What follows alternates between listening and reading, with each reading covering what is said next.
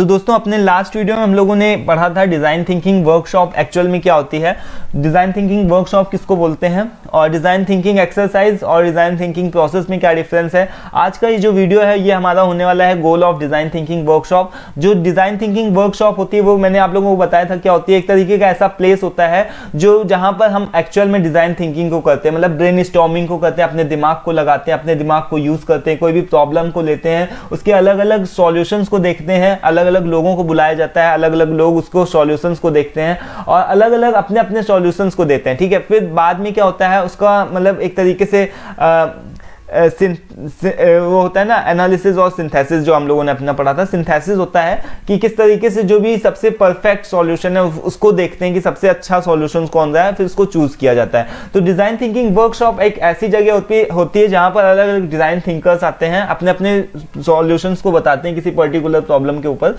ठीक है, और वहां पर से उसका बेस्ट सॉल्यूशन को चूज किया जाता है। तो वर्कशॉप मतलब कि कोई भी ऐसा हो सकता है, आप समझ सकते हो, जहां पर कोई भी प्रैक्टिकल नॉलेज आपकी जो भी है वो यूज हो रही हो। लाइक जैसे मैंने आपको एग्जांपल दिया था, अगर आप मैकेनिकल इंजीनियर हो तो किस तरीके से जो बुकिश नॉलेज है वो आपकी अलग होती है। वर्कशॉप ऐसा प्लेस होता है जहां पर हम सारी जो भी चीजें हैं, जो भी हमने पढ़ के रखा हुआ है, उन सारी चीजों का यूज करते हैं। एक्चुअल में हम चीजों को बनाते हैं और देखते हैं कि प्रैक्टिकल करके देखते हैं ना, तो वही होता है। फिर आज की वीडियो में हम देखते हैं कि जो भी वर्कशॉप है उसका क्या गोल है, वर्कशॉप हमको क्यों करनी चाहिए, डिजाइन थिंकिंग वर्कशॉप का जो भी बेनिफिट है वो क्या है और इसके बेनिफिट्स कौन कौन से हैं। तो यहाँ पर देखिए आगे लिखा क्या हुआ है, there are several ways in which a design thinking workshop benefits the process of designing. एक तो हमको डिजायरेबल सॉल्यूशंस मिलते हैं, जैसा कि मैंने आप लोगों को बताया अलग अलग डिजाइन थिंकर आते हैं, 10 तरीके के लोग होंगे तो 10 तरीके के हमको सॉल्यूशंस भी देखने को मिलेंगे। उसके बाद हम बेस्ट सॉल्यूशन को देख पाएंगे, चूज कर पाएंगे।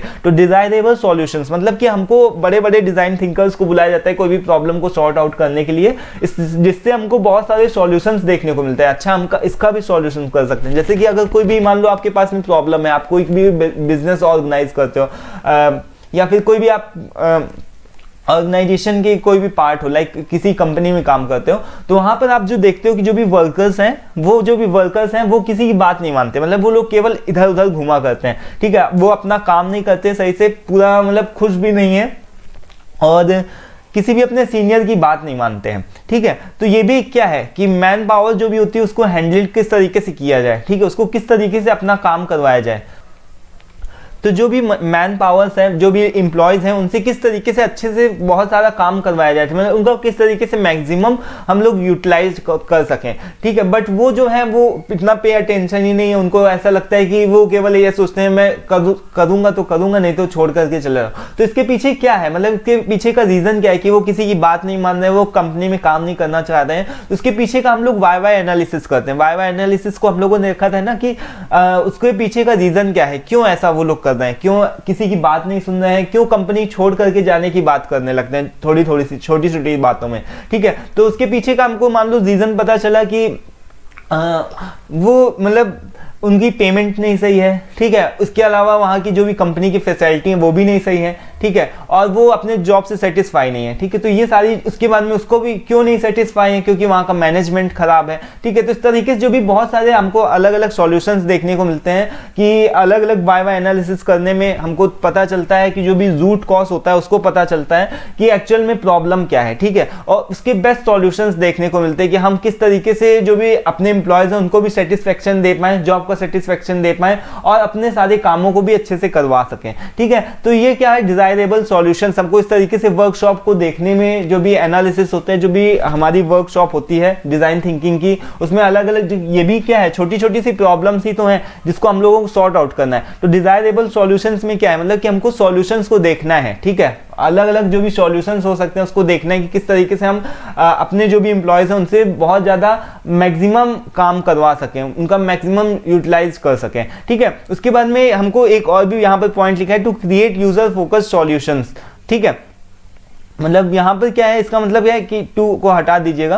यहाँ पर लिखा है कि मतलब कि जो भी यूजर फोकस्ड है, मतलब कि जो भी हमारे जो यूजर्स के जो पॉइंट ऑफ व्यू से देखना कि जो भी यूजर है उसको क्या वो उसको कस्टमर की डिमांड एक्चुअल में क्या है, ठीक है, कस्टमर क्या चाहता है उसका भी सॉल्यूशंस को देखना, उसकी जो भी प्रॉब्लम्स है उसको भी सॉर्ट आउट करना, ये भी कहाँ होता है, डिजाइन थिंकिंग वर्कशॉप के द्वारा ही पॉसिबल है, संभव है। फिर जो भी रिस्क है, रिड्यूसेस रिस्क, जो भी हमारे पास में रिस्क है, लाइक कि जो भी कोई एम्प्लॉय क्यों कंपनी छोड़ करके भागने की बात करता है, वो क्यों कंपनी छोड़ करके जाने की बात करता है, या फिर हमारा जो भी प्रोडक्ट है वो क्यों फेल हो सकता है, उसको कस्टमर क्यों नहीं परचेज करेगा, तो ये जितने भी रिस्क हैं, ठीक है, उसको रिड्यूस करना है। ऐसी मतलब कि हमको पहले से प्लानिंग बना करके रखना है कि कोई भी चीज जो भी है वो जो भी उसके रिस्क हो वो एकदम रिड्यूस होते चले जाएं, ठीक है, कम से कम रिस्क हो, ठीक है, तभी आप आगे बढ़ पाओगे। कोई भी तरीके के कंपनी में काम कर रहे हो या फिर कोई भी तरीके के ऑर्गेनाइजेशन में काम कर रहे हो, तभी वो ग्रो कर पाएगी, ठीक है। जब तक उसके रिस्क रहेंगे, बहुत सारे रिस्क होंगे,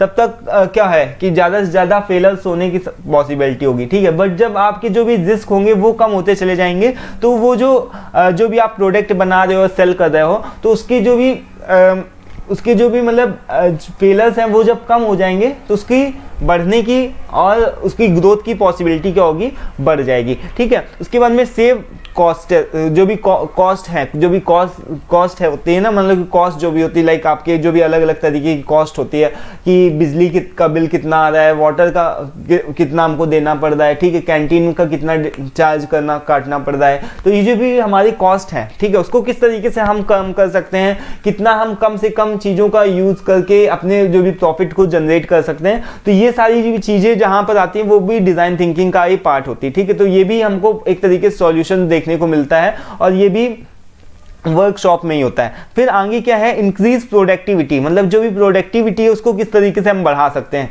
जो भी मान लो कि हम एक दिन में 10 पार्ट बना रहे हैं, 10 पार्ट बना करके एसी का बेच रहे हैं, ठीक है, बट हम उसको बढ़ा करके 10-12 किस तरीके से बनाने लगे। हम क्या ऐसा करें, कुछ लोगों को बढ़ा सकते हैं, मैन पावर को बढ़ा सकते हैं, मैन पावर को बढ़ा दें, किसी एक मैन पावर को हटा करके उस जगह हम मशीन फिक्स कर सकते हो, तो वो जल्दी काम करने लगेगी, वो जल्दी प्रोडक्ट बनाने लगी। तो इस तरीके से जो भी प्रोडक्टिविटी उसको भी इंक्रीज कर सकते हैं और किस तरीके से हम ज्यादा से ज्यादा प्रॉफिट को जनरेट कर सकते हैं। और उसके आगे एक हमारा पॉइंट आता है improving the problem solving technique. जो भी बहुत सारी प्रॉब्लम्स होती है, कोई भी आप कहीं पर भी काम कर रहे हो, कोई कंपनी में भी काम कर रहे हो, अगर कोई आपका खुद का भी बिजनेस है, तो आपको जरूर से प्रॉब्लम्स तो देखने को मिलेगी, ठीक है। तो जो भी आपकी प्रॉब्लम सॉल्विंग जो भी टेक्निक है, पीएसटी इसको बोलते हैं, पीएसटी अवेयरनेस बोलते हैं, तो जो भी प्रॉब्लम सॉल्विंग की टेक्निक है वो आपकी इंप्रूव होनी चाहिए एकदम, मतलब कि आपको प्रॉब्लम्स को तुरंत ज़्यादा जल्दी से जल्दी सॉल्व करने की टेक्निक आपको आनी चाहिए, ठीक है। वो डिज़ाइन थिंकिंग जो भी डिजाइन थिंकर्स होते हैं उनके थ्रू ही पॉसिबल होता है, क्योंकि कोई भी वर्कशॉप के अंदर हम देखते हैं कि जो अलग अलग तरीके के डिजाइन थिंकर्स आते हैं और अपने अपने बेस्ट सॉल्यूशंस को देते हैं, ठीक है। तो ये भी इसका बेनिफिट है कि जो भी प्रॉब्लम सॉल्विंग टेक्निक है वो भी अच्छी इंप्रूव हो जाती है। उसके बाद में to reach a certain conclusion, अब ऐसा नहीं कि कोई भी तरीके की प्रॉब्लम है, उसमें अभी भी कोई भी प्रॉब्लम चल रही है, उसका कंक्लूजन ही नहीं मिल रहा, ठीक है। तो कंक्लूजन का मतलब क्या है कि इसका हमको एक तरीके से पूरा पता चल जाता है कि उसको किस तरीके से हमको सॉल्व करना है, उसकी हम रूट कॉज तक पहुंच करके उसका जो भी बेस्ट सॉल्यूशन होता है उसको चूज करते हैं, ठीक है। To reach a certain conclusion. तो आई होप दोस्तों ये आपको क्लियर हो गया होगा कि गोल ऑफ डिजाइन थिंकिंग के ये कुछ एक पार्ट्स हैं जिसको आप अपने नोट्स वगैरह में ऐड कर सकते हो, बना सकते हो अपने। ये सारी चीजें हम लोगों ने पढ़ी हैं। यहाँ पर देखिए जो भी क्वेश्चन है, क्वेश्चन का क्या मतलब है कि explain the various exercise and approaches of implementing design thinking so workshop mode. तो जितना भी पूरा एक आंसर है, ये पूरा एक ही आंसर है, बट इसके अलग अलग वीडियोस मैं आप लोगों को इस वजह से पोस्ट कर रहा हूँ ताकि आपको एक्चुअल में चीजें जो है समझ में आए। जो भी आंसर है वो आपको एक का ही देना है, जितने भी सारी चीजें हैं वो आपको एक में ही मिला करके देना है, ठीक है। तो आई होप दोस्तों समझ में आ गया होगा आपको। कोई भी प्रॉब्लम हो उसको बताओ, ठीक है। यहाँ जो पीडीएफ का जो लिंक है वो डिस्क्रिप्शन बॉक्स में मिल जाएगा। आज की वीडियो में फिलहाल इतना ही। नेक्स्ट वीडियो में हम लोग बात करेंगे डिजाइन थिंकिंग वर्कशॉप प्रोसेस के बारे में, ठीक है। तो आज की वीडियो में फिलहाल इतना ही, मिलते हैं नेक्स्ट वीडियो में। Till then take care, thank you and bye.